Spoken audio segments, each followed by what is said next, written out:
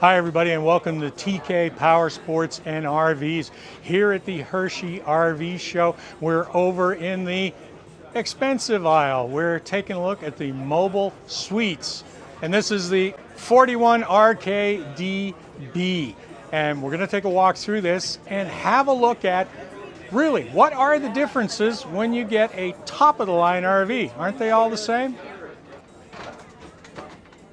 So most people who know RVs, they know mobile suites. They understand that this really is the top of the market. And in addition to which, this is a big unit, 43 feet long, 22,000 pounds GVWR. So you know what, if you're not rocking a 3,500 dually at least, don't come knocking at this trailer door. But let's take a look at this layout. It's an interesting because of course we've got mid-section living space, but the kitchen is to the rear. And I like to call this the gourmet kitchen setup because frankly, you take a look at the amount of counter space you have here. Probably number one complaint from people who own RVs, never enough counter space. Well, you're never going to say that in this unit.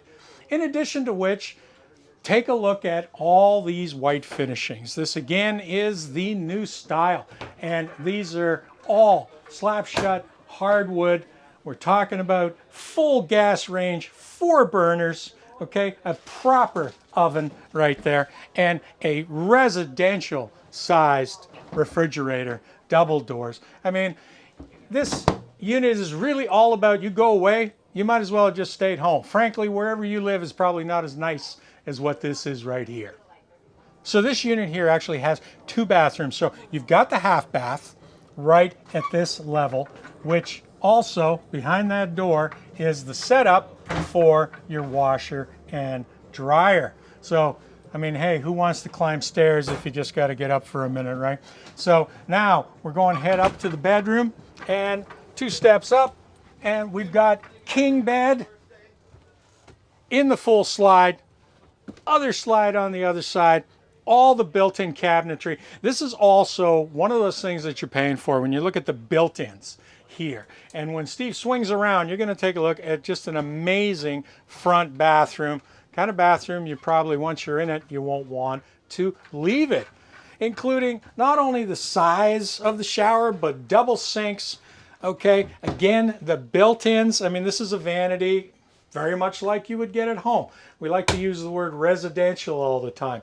But I really like the walk-in closet at the front, which, as a matter of fact, is also cedar lined. So moths beware.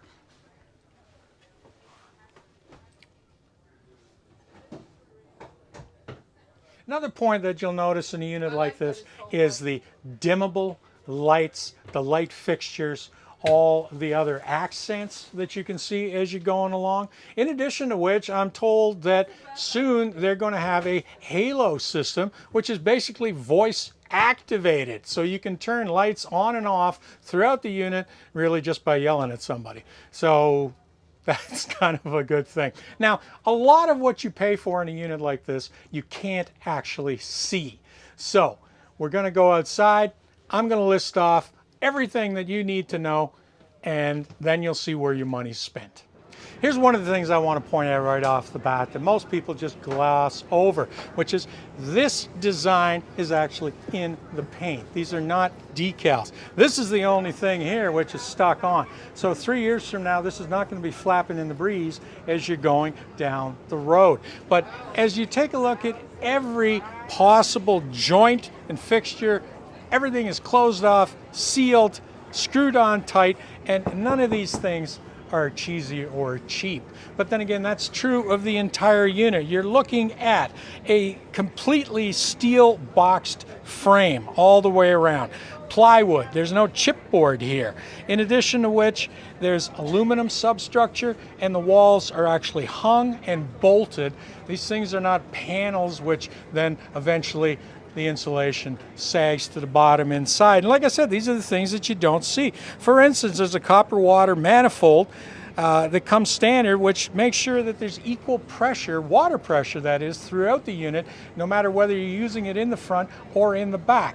So if you've got an on-demand pump, you know what I'm talking about. It really only works if you're the only guy using that water at that particular point. But these are just a few of the things that you'll find under the skin, and of course the running gear, the tires, the axle hubs, and the suspension. This stuff is all top of the line.